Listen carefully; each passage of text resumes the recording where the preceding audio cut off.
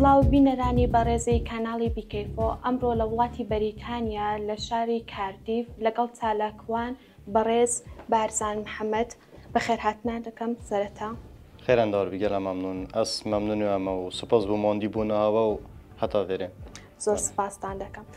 کاک بەرزان هۆکاری جێهێشتن لە کوردستان بۆچی بوو؟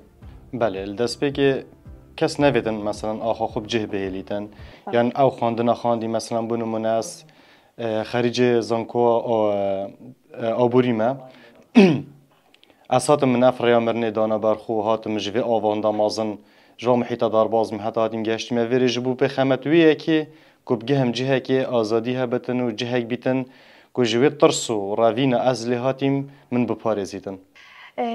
کاک بەرزان ڕاتیە دەربارەی ڕادەربڕینی ئازادی لە کوردستان؟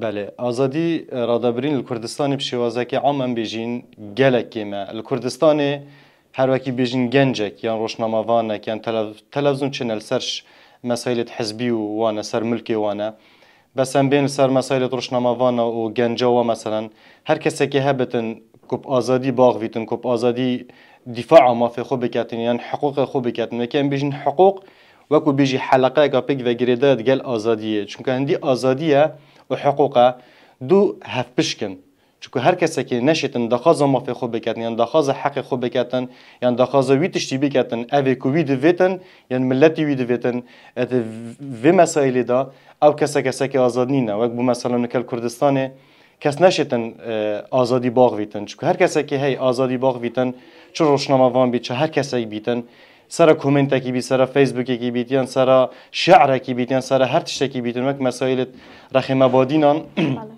li wî rexî gelek hatin eşkencedan gelek hatin tîrorkirin gelek hatin kuştin gelek hatin zîndankirin û heta niha jî gelek di zîndana ve ne wek zîndanê ji Sûriyê gelek xirabtir jî. بەڵێ زۆر باشە.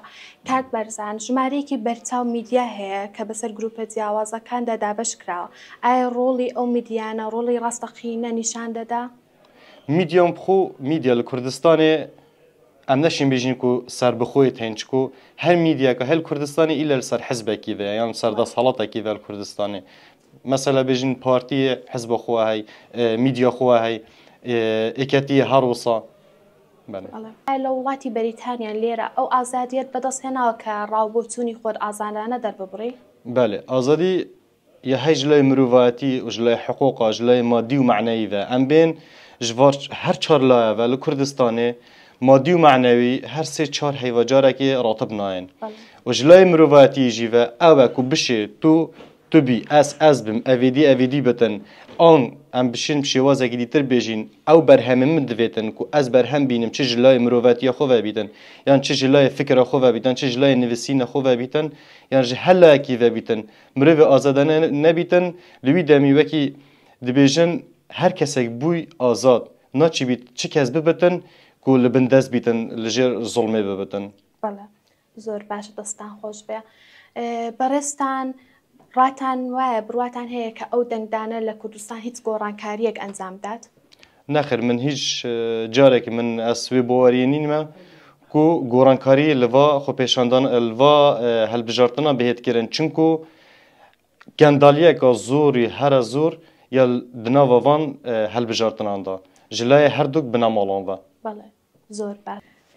کاک بەرزان وەک ئاگادارین لێرە لە وڵاتی بەریتانیا لە شارە جیاوازەکاندا چەنە چالاکی و هەروەها خۆپێشاندان ئەنجام دەدرێت.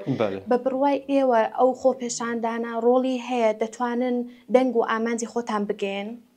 ئەم ji لایê xwe ve me gencet badînan û soran li vêrê wek gencê Kurd em ji hemî lava ve xwepêşandana dikein çalakiya dikein bi xemetwiyekê ev stiriya keftiye nav heriyekê da ku stirî wek her du binamalin yê desthilatdarê hikûmeta Kurdistanê ne me divêtin ew stiriya di nava wê heriyê da bihê derê çawa bihê derê vê yekê de divêtin hindek genç hindek law hebin hindek roşnamavan hebin xwe bikene rêyek xwe bikene pirek ku evî milletî ji bin vê zulmê vê stemiyê vê zordariyê vê gendaliyê da bihînî der.